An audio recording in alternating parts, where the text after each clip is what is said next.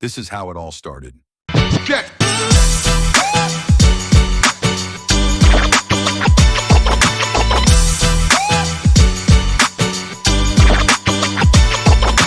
Maybe you didn't know, you said you have not met a Ghanaian before, but I'm sure by now if you get a chance you go to Ghana, right? Yeah, you get a chance to go to Ghana. That's it, bro. I come to Kenya to know Kenya. I let Kenyans know about Ghana. Feel free and visit at any time. Just like I'm here. The questions started flowing from left, right, center. What's your question, please? So my question was, does Ghana have another national language other than English, like Kenya with Swahili? I got closer to my imaginary non-existent virtual whiteboard and started cooking. I mean lecturing. Sorry, I meant to say talking. Kindly excuse my excitement.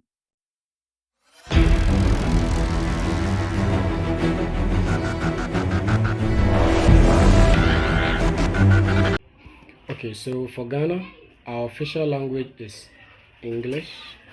So we speak British English, because we're colonized by the British, just like Kenya. But we also have our lingua franca.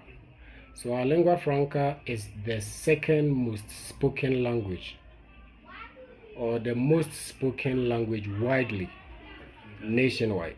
That is Chi. I don't know if you can pronounce that. What? Chi. She. I see she. It's, Are you playing? What type of plane is this? I'm joking. It's Chi. She. Chi. Isn't that I was also struggling with Ruru. Ruru. R-U-I-R-U. Ruru. I can't pronounce that word. I'm sorry. The same way you can. She. Enye she. And a better rough or say she. So it's Chi. T-W-I. That's another name for the language. No. It's another language. Oh, that's a bad language, or it's a lingua franca. So the lingua franca is the second most spoken language in the country. English is our official language. But aside English, the second most spoken language is Chi. Chi. Yeah. But it's like Swahili to Ghana. Yeah. It's a local language. It's local. And aside the Chi, there are other languages, countless. I mean, I'm sure it's over 200. How fast do we hear of this? Count over 200 plus. Will you keep quiet? I'm sure. Here you have like 50. Well, I have to cross check, but we speak a lot of languages, and there are some of the languages I don't even know. But for example, just like you have Muslims here, we also have Muslim brothers like Sinukede, Lafialo, that is Hausa. And if I say Uhun or Etiseng, it means how are you? Eye, it means I'm fine. Another language is Gan. So for Gan, I can say to your ten in your juba. It's Gan. It means how are you? I'm fine. There's another language, Dangwe. Kongeke. Do you know Kongeke. Igesaminya. That's Dangwe. And there's another language called Eve or Ewe. Like Akpenamawo. Thank God. Does it have anything to do with French? Not at all. So our local language, or our lingua franca, which is the most spoken language, the Chi, it has no roots with French whatsoever. It's purely local. It's local. It's a local language. Yes. And there are other several languages. Yeah. You get it. And there are some similarities, but they are all not the same. For example, in Eve, they will say Deka, which means one. In Hausa, they will say Guda, it means one. In Dangme, they will say Kaki, which is one. In Gan, they will say Ekome, which is one. In Chi, they will say Bako, which is one. You see, so we have a lot of languages. But if I can speak English, I can get my way through Ghana. Very much. Almost everybody speaks English. So you are good. Maybe you didn't know, you said you have not met a Ghanaian before, but I'm sure by now if you get a chance you go to Ghana, right? Yeah, if I get a chance to go to Ghana. That's it, bro. I come to Kenya to know Kenya. I let Kenyans know about Ghana. Feel free and visit at any time. Just like I'm here. Here comes my favorite. Sorry, wrong image. I mean my favorite part of the conversation. And most West Africans in general know how to speak English. Oh yes.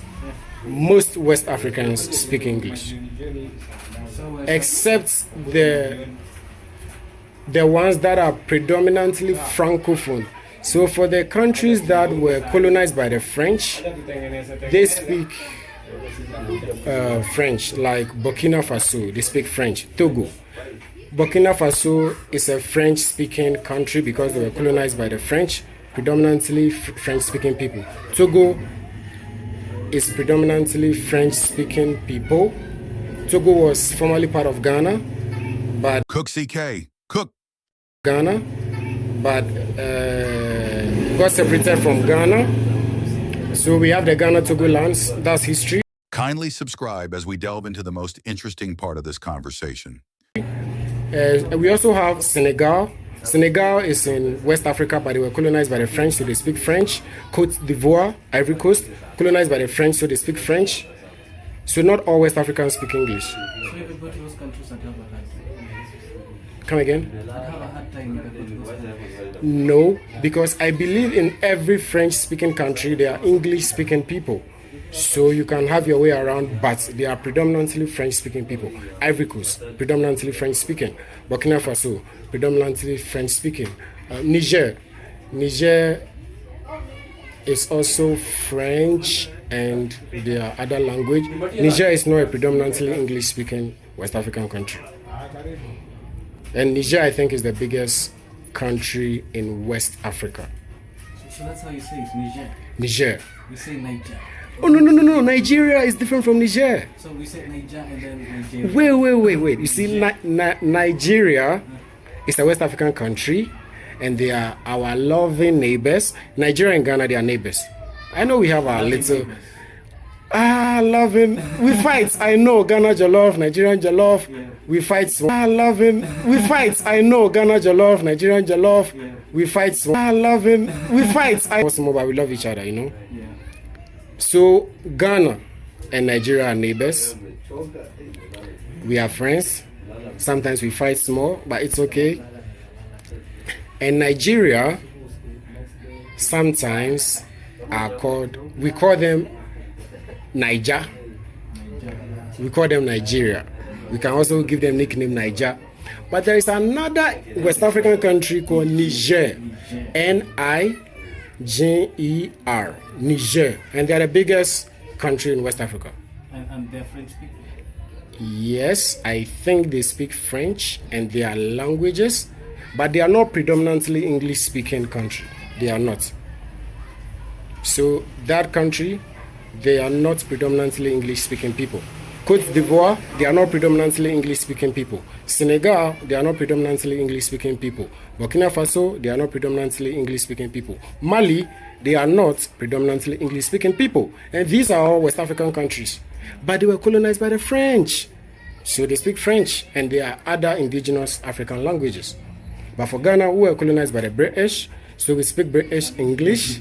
We also have our local languages. Nigerians were colonized by the British, they speak British English, and they also have their other several numerous Nigerian local languages. You get it? But Nigerian English sounds more colorful than yours. Really? Yeah. Omar Naija. Jekalo. Okay, Nigeria. Okay. You can feel the West Africanness. Really? Yeah, but Yeah. your English is very close to ours. Not someone from outside wouldn't be able to tell us apart. Someone Okay. from outside Africa. Okay. So you think Ghana and Kenya, there's some link?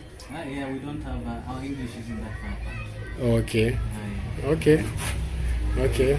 At least I'm also learning something from a Kenyan perspective.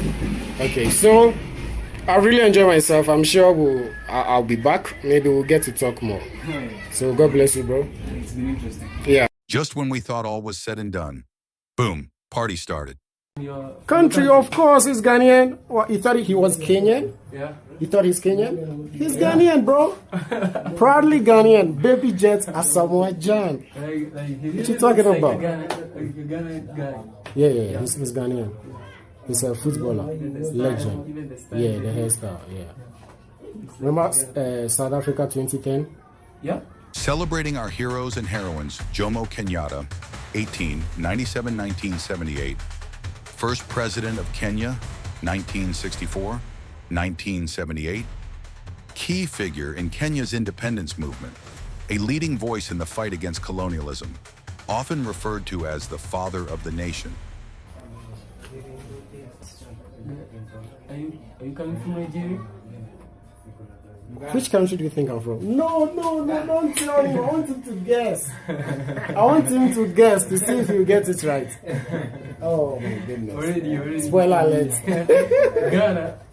Yeah, I'm from Ghana. Yeah. You see this man right there? Yeah. Baby Jet Asamoah Gyan. Legend. You see him there? This guy? No, not this guy. The soccer player, yes. This guy? Yeah, that's Baby Jet Asamoah Gyan. Proudly Comes Ghanaian. from your Country, of course, is Ghanaian. What, you thought he was Kenyan? Yeah. You thought he's Kenyan? He's Ghanaian, bro. Proudly Ghanaian. Baby Jet Asamoah Gyan.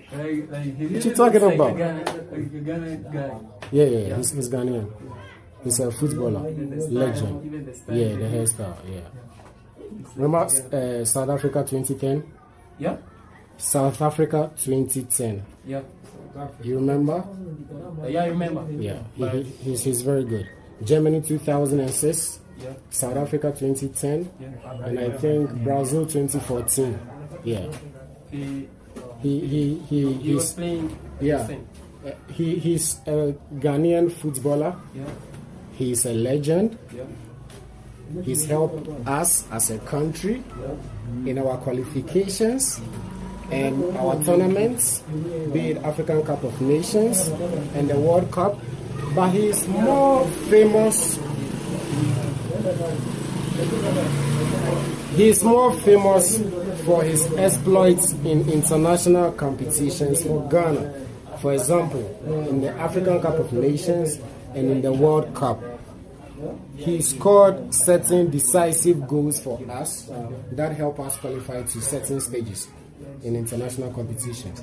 And he has also correct. And he has also played in other countries. He has played in Italy. I think he played for Udinese. He also played for Sunderland in England. He played for Al Ain in UAE. He also played for a team in China. I think he also played in Turkey. I have to check. So he's a legendary footballer in Ghana. You don't play with him at all. And right now he's retired? Yes, he's retired. Yeah. Right now he's retired. So that is the Baby Jet Asamoah Gyan. Asamoah Gyan. Asamoah. He's called Asamoah. Yeah, he's called Asamoah. Yeah. Asamoah Gyan. That's a legend. That's good. Yeah. Earlier that day,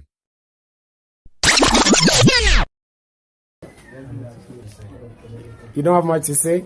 My name is Peter Kimathi. Okay. I recently moved here for work. Okay.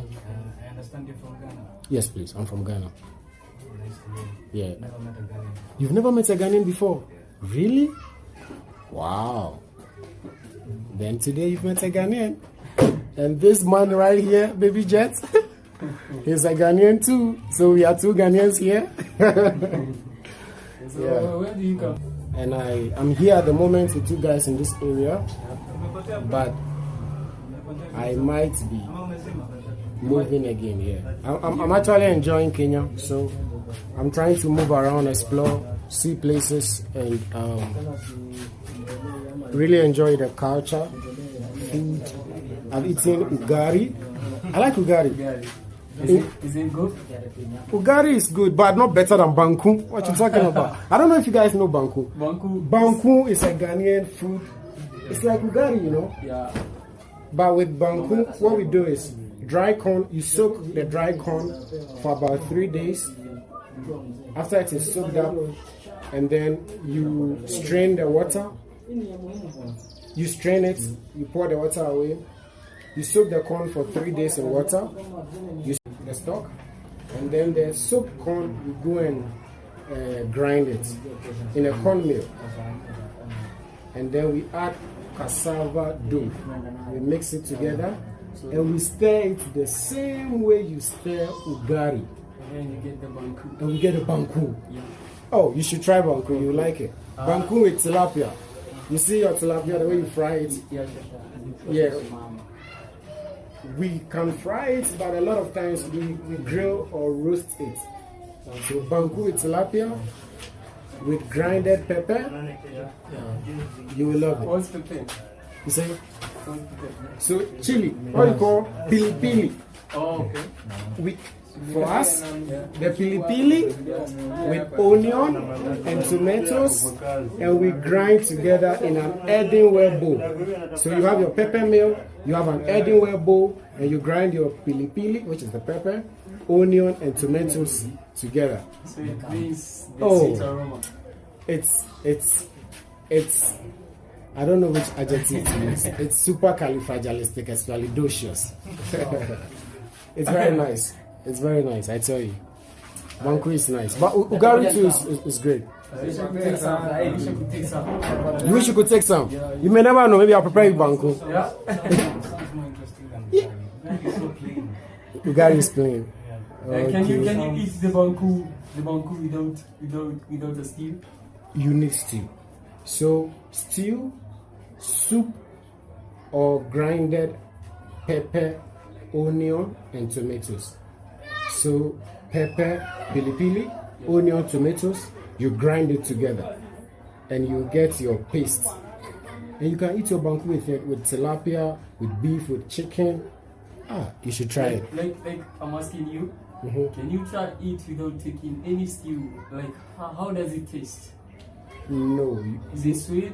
So it's not sweet, but it has this corn taste. It has this corn taste, and it has to go with. You see, when you are eating food, your main meal is the proteinous part. Your main meal is the part that contains the protein. So your stew or your soup or your pepper with fish or meat or egg is your protein. And the accompaniment will be the carbohydrates. So for example, it always has to go with a main meal. You can't eat it raw. You should have your sauce, tomatoes, onion, pepper grinded together, or your stew or your soup, but you should eat it with something. You can't eat it raw. Can you go with milk? You say? Can you go with milk? With milk. Banku with milk. Guys, what is going on here? Bob Marley couldn't hold back his laughter on this. You know what, I think we need a breather. Let's celebrate one of our heroes. Celebrating our heroes and heroines, Dedan Kimathi, 1920 to 1957. Leader of the Mau Mau uprising against British colonial rule. Symbol of resistance and martyrdom. Executed by the British in 1957. Banku with milk. You got to be kidding me, bro. You know, Ugari goes with milk? Yeah, you can take ugari all alone. You can eat ugari with milk? Yeah, with milk. You can really? You can take it without any stew, and you feel how it really tastes. Wait. Let me get this right. Ugari can go with stew. Stew can go with milk. It can go with soup. It can go with milk. Yeah, like you can eat it raw. Yeah. You can eat it with vegetables. Yeah, sure. How do you eat ugari with milk? Yeah, like, so it's like you cook ugari. Then you can go and buy some milk. Then you come and boil the milk. Put it in a cup. There you have your ugari. So you you dip the ugari in the milk. You can choose. You can chew and you drink the milk. Yeah, sure. You sip the milk. So you bite your ugari, you sip the milk. Yeah, sure. Bite ugari, sip milk. Wow. it really counts. Really? Yeah, like it really tastes nice. I see. Yeah. This is my first time hearing this. Wish you could take some, and you will feel the real taste. We have a different kind of milk we call maziwalala. Maziwalala. I don't know how. I like the name. Maziwalala. Maziwalala. It kind of makes you want to eat it. It's like a yogurt. Yeah, almost like a yogurt. Maziwalala. It's kind of make you want to taste it. It's like a yogurt, Yeah, but it's the fresh. Like, fresh no, milk. It's not like It's a like fresh a milk. fermented milk. fermented milk. Not quite like a yogurt, somewhere like that. Oh. Now that in Uganda. So it's locally made or it's in store? You can buy it from the mall or supermarket? You can't find it in the supermarket. It's locally made. You can even buy fresh milk, and you store it, and you get the maziwalala. Okay, so when you buy the fresh milk, you store it in the fridge or you just cover it? You can choose to store it in the fridge. For how long? How many days duration? That's quickly. Making it yourself is a bit difficult. Mm. Those people easily go down. Yeah. So there are those people who make it. Oh, there are special people who make them. Yeah, but there are some people who can make it at home. Those who Okay. depends sometimes a few days, a few weeks I see. Mazima, on how you store it. Mazimawala. Maziwalala. Maziwalala. Yeah, sure. I like that. Maziwalala. That's nice. Yeah. See, you guys are teaching me. I'm in Kenya to explore the country and to enjoy myself, meet my African brothers from the East. I'm from West Africa. We are from East Africa. We are one people. And it's nice we learn about each other's culture and try and feel the culture. Yes. Hopefully, you may never know, one day God will send you to Ghana as well. And when you get there, don't be lost. You know about Banku, you know about Samajan baby jet. At least you know about Shitolo. You see, when you say Maziwa, when you say Maziwalala, it's very intriguing. Maziwalala drew my attention. When you say Maziwalala, like, I like that. Sounds interesting. Now I'm telling you, Shitolo. You see, it sounds kind of funny to you. Yeah, that's what I love. What's that? So Shitolo is grilled tilapia or grilled fish. It could be salmon, it could be tilapia, but it is grilled or roasted with fire. You have a source of fire or source of heat, and then you grill it on a grill. Celebrating our heroes and heroines, Tom Mboya, 1930-1969, charismatic trade unionist and Pan-Africanist, played a key role in forming Kenya's post-independence political structure. Assassinated in 1969 under mysterious circumstances. When this side is cooked, you turn the other side, Yeah, heat, no oil, You keep on turning. just the fresh fish, you spice it, With smoke. No oil. no oil, and you roast it. You use So you- smoke. You grill it. You can grill it using a grill. You can use a grill or a coal pot, or which other available thing you have to use. Coal pot or a grill. You put your charcoal in there, and you put your grill on top, and the heat is going to cook it. When this part is cooked, we turn it, and the heat cooks the other part. So at the end of the day, it's going to be grilled, no oil. And is there anything special in that? It's very nice. Then you put some salt. Yes, you spice it. You can grind. Celebrating our heroes and heroines, Odinga, 1911 to 1994, Kenya's first vice president, fierce advocate for socialism and African unity, opposed Jomo Kenyatta's leadership later in life, a symbol of political opposition. You can grind your pepper. You can grind onion, pepper, pili, ginger, garlic. You grind all. That is your base. And you spice it. You can add salt as well. And you grill it. And the smoke that comes from it So sweet. That is going to make you crave for it. I tell you, it's very nice. Celebrating our heroes and heroines. Wangari Maathai, 1940 to 2011, environmental and political activist. First African woman to win the Nobel Peace Prize, 2004. Advocated for human rights, democracy, and environmental conservation. Over here in Kenya, I've tasted the fried tilapia. It's very nice, I have to be honest. But the grilled tilapia, that's another level. You should try it. It comes from another. Yeah, I'm telling you. So it's very interesting to know, and I can see some similarities too in our cultures, and I can see some differences. But at the end of the day, we are one people, bro. Yeah. Nairobi is a very busy place. It's developed, skyscrapers, more nice road network.